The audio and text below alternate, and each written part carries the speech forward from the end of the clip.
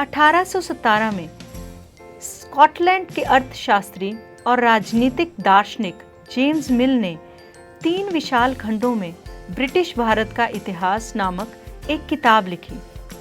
अब हम जेम्स मिल द्वारा लिखी गई किताब के प्रमुख बिंदुओं का वर्णन करेंगे। इस किताब में उन्होंने भारत के इतिहास को हिंदू, मुस्लिम और ब्रिटिश इन 3 कालखंडों में बांटा था। मिल को लगता था कि एशियाई समाज सभ्यता यूरोप के मामले में पीछे है। भारत में अंग्रेजों के आने से पहले यहाँ हिंदू और मुसलमानों का तानाशाह राज चलता था। यहाँ चारों ओर धर्म, बैर, जातिगत बंधन और अंधविश्वासों का ही बोलबाला था। मिल का सोचना था कि ब्रिटिश शासनकाल भारत को सभ्यता की राह पर ले जा सकता है। इसके लिए उसे सबसे पहले भारत में यूरोपीय शिष्टाचार, कला, संस्थानों और कानूनों को लागू करना होगा। मिल का मानना या फिर उसे ये सुझाव देना कि अंग्रेजों को भारत भूभाग के पूरे हिस्से पर कब्जा करना चाहिए ताकि भारतीय जनता को ज्ञान और सुखी जीवन दिया जा सके। उनका ये कहना था कि अंग्रेजों के बिना भारत प्रगति नहीं कर सकता। इतिहास की इस धारणा में अंग्रेजी शासन प्रगति और सभ्यता का प्रतीक था। इसमें यह बताया गया है कि अंग्रेजी शासन से पहले अंधकार का दौर था। बच्चों, इतिहास अलग अलग लेखकों के द्वारा लिखा जाता है। अलग अलग लेखकों की राय भी अलग ही होती है। जैसे हम ब्रिटिश काल की बात करें तो उस काल में उन लोगों के जीवन शैली, समूहों और वर्गों को ध्यान में नहीं रखा, तो कई लोग इस ब्रिटिश इतिहास से नाखुश भी थे। इतिहासकार भारतीय इतिहास को आमतौर पर 3 भागों में बांटते हैं: प्राचीन, मध्यकालीन और आधुनिक काल। इन खंडों में बांटने की समझ हमें पश्चिम से ही आई है। पश्चिम में आधुनिक काल को विकास का युग माना जाता है, जिसमें विज्ञान, तर्क, लोकतंत्र, मुक्ति और समानता जैसी आधुनिकता की ताकत थी। मध्यकालीन समाज वे समाज थे जहां आधुनिक काल की ये विशेषताएं नहीं थी। तो बच्चों, हम ब्रिटिश शासन को आधुनिकता का काल नहीं कह सकते, क्योंकि इनके समय में लोगों के पास समानता, स्वतंत्रता या मुक्ति नहीं थी और ना ही आर्थिक विकास और प्रगति का दौर था। इसलिए बहुत सारे इतिहासकार ब्रिटिश शासन के समय को औपनिवेशिक युग समझते हैं। तो अब हम ये पढ़ेंगे कि उपनिवेश होता क्या है। बच्चों, इस किताब में आप पढ़ेंगे कैसे नवाबों और राजाओं को दबाकर अंग्रेजों ने भारत के भूभाग पर अपना शासन स्थापित किया। सबसे पहले उन्होंने अर्थव्यवस्था व समाज पर नियंत्रण स्थापित किया। अपने शाही खर्चों के लिए राजस्व वसूल किया। उन्होंने अपनी ज़रूरत की चीज़ों को सस्ते में खरीदा। निर्यात के लिए महत्वपूर्ण फसलों की खेती करवाई। तो बच्चों, जब एक देश पर दूसरे देश के दबदबे से इस तरह के राजनीतिक, आर्थिक, सामाजिक और सांस्कृतिक बदलाव आते हैं तो इस प्रक्रिया को औपनिवेशीकरण कहा जाता है। अब हम बात करेंगे कि हम इस इतिहास को कैसे जानते हैं और भारतीय इतिहास के पिछले 250 साल का इतिहास लिखने के लिए इतिहासकार कौन कौन से स्रोतों का इस्तेमाल करते हैं। अंग्रेजी शासन द्वारा तैयार किए गए सरकारी रिकॉर्ड। अंग्रेज़ों का मानना था कि चीज़ों का लिखना बहुत महत्वपूर्ण होता है। सारे रिकॉर्डों में हर निर्देश, हर योजना, नीतिगत फैसले, सहमति, जांच के बारे में लिखा जाता था। उनका मानना था ऐसा करने से उन पर अध्ययन और वाद विवाद किया जा सकता है। इस समझदारी के चलते ज्ञापन, टिप्पणी और प्रतिवेदन पर आधारित शासन की संस्कृति पैदा हुई। बच्चों, प्रतिवेदन का अर्थ होता है किसी घटना की सूचना देना। अंग्रेजों ने महत्वपूर्ण दस्तावेजों को बचाकर रखने के लिए अभिलेखागार और संग्रहालय जैसे संस्थान भी बनवाए। उन्होंने सभी शासकीय संस्थानों में अभिलेख कक्ष भी बनवा दिए, जैसे तहसील के दफ्तर, कलेक्ट्रेट, कमिश्नर के दफ्तर इत्यादि। इन सब के सामने रिकॉर्ड रूम होते थे।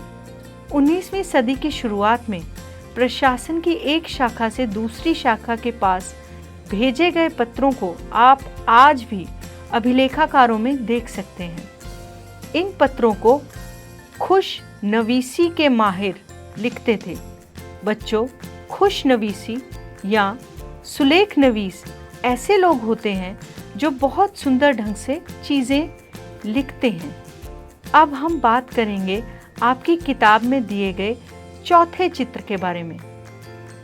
आपको दिख रहा होगा कि चित्र में एक बहुत बड़ी इमारत है। ये इमारत भारतीय राष्ट्रीय अभिलेखागार है, जो 1920 में बनवाया गया। बच्चों, जब नई दिल्ली का निर्माण हुआ तो राष्ट्रीय संग्रहालय और राष्ट्रीय अभिलेखागार दोनों ही वायसराय के निवास के नज़दीक बनाए गए थे। हमें इनसे पता चलता है कि अंग्रेज़ों की दृष्टि में ये संस्थान कितने महत्वपूर्ण थे। 19वीं सदी के मध्य तक छपाई तकनीक भी फैलने लगी थी। इस तकनीक के सहारे अब प्रत्येक सरकारी विभाग की कार्रवाइयों के दस्तावेजों की कई प्रतियां बनाई जाने लगी थी। ब्रिटिश शासन, जिसको हम औपनिवेशिक शासन के नाम से भी जानते हैं, इस शासन के दौरान सर्वेक्षण का चलन भी महत्वपूर्ण होता गया।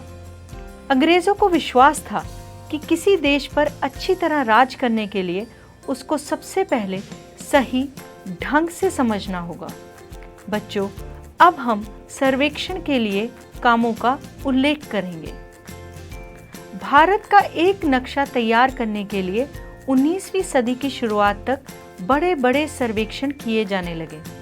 इन सर्वेक्षणों में धरती की सतह, मिट्टी की गुणवत्ता, वहाँ मिलने वाले पेड़ पौधे, जीव जंतु तथा स्थानीय इतिहास व फसलों का पता किया जाने लगा।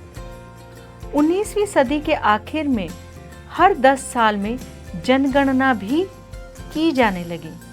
जनगणना के जरिए भारत में सभी प्रांतों में रहने वाले लोगों की संख्या, उनकी जाति, इलाके और व्यवसाय के बारे में जानकारियां इकट्ठा करने लगे। इसके अलावा बच्चों, ब्रिटिश शासन वनस्पति सर्वेक्षण, प्राणी वैज्ञानिक सर्वेक्षण, पुरातत्वीय सर्वेक्षण, मानव शास्त्रीय सर्वेक्षण, वन सर्वेक्षण इत्यादि करने लगे।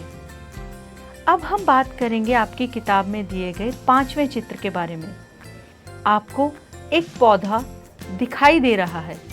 इस पौधे का नाम शरीफे का पौधा है और इस पौधे का जिक्र अंग्रेज़ों द्वारा बनाए गए वानस्पतिक उद्यान और प्राकृतिक इतिहास के संग्रहालय में किया गया है। वानस्पतिक उद्यान और प्राकृतिक इतिहास के संग्रहालयों में विभिन्न पौधों के नमूने और उनसे संबंधित जानकारी इकट्ठा की जाती थी। इन नमूनों के चित्र स्थानीय कलाकारों से बनवाए जाते थे। बच्चों, अब हम आते हैं आपकी किताब के 6ठे चित्र के बारे में, जो जेम्स प्रिसिप द्वारा 1832 में बनाया गया है। इस चित्र को आप ध्यानपूर्वक देखिए। ये चित्र द्वारा हमें पता लगता है कि बंगाल में मानचित्र और सर्वेक्षण का काम चल रहा है और सर्वेक्षण में इस्तेमाल होने वाले उपकरण भी इस चित्र में दिखाई दे रहे हैं। अधिकतर रिकॉर्ड से हमें बस यही पता चलता था कि सरकारी अफसर क्या सोचते थे, उनकी दिलचस्पी किस चीज़ में थी, क्योंकि ये सब सारे सरकारी रिकॉर्ड्स थे। बच्चों, इससे हमें ये समझने में हमेशा मदद नहीं मिलती कि देश के दूसरे लोग क्या महसूस करते थे और उनकी कार्रवाइयों की वजह क्या थी। इन सब बातों को जानने के लिए हमें दूसरे स्रोतों का सहारा लेना पड़ता है, जो सरकारी रिकॉर्ड्स के मुकाबले में थोड़े कठिनाई से मिलते हैं। इन स्रोतों को हम लोगों की डायरियों, तीर्थ यात्राओं और यात्री के संस्मरण, महत्वपूर्ण लोगों की आत्मकथाओं, स्थानीय बाजार में बिकने वाली लोकप्रिय पुस्तकों से मिलते थे। बच्चों, जैसे जैसे छपाई का काम बढ़ता गया, उसी हिसाब से लोगों की विचारधारा भी आने लगी। अखबार छपने लगे, विभिन्न मुद्दों पर जनता में बहस होने लगी। ये सारे स्रोत पढ़े लिखों से ही मिलते थे। इनसे हमें ये पता नहीं लगता था कि आम आदमी, आदिवासी, किसान, खदानों में काम करने वाले मजदूर, सड़कों पर जिंदगी गुजारने वाले गरीब किस तरह के अनुभवों से गुजर रहे थे।